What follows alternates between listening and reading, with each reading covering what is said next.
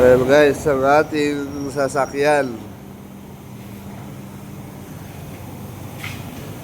Nasa ano po tayo? Nasa Chinsoilan. Ayan o. Ayan guys o. Ang pang-ilalim. Kaya po, papachinsun po tayo. Papachinsun kasi ano na po, kabuwanan na. Kabuwanan na ng aking ano. Ayan guys. Ang pang-ilalim. Medyo okay pa. Okay pa. Goods na goods pa.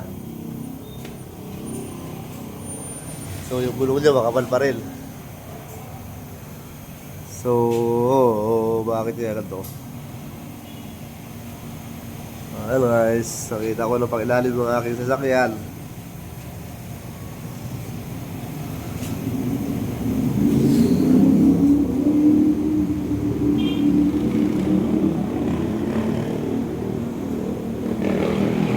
Papadinsul ko tayo para kondisyon ulit siya sa biyahe.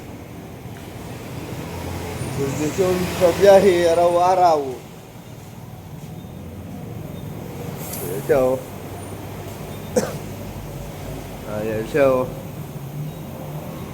Nakataas pa yung ano niya, yung hood. Laki-laki yung budo o.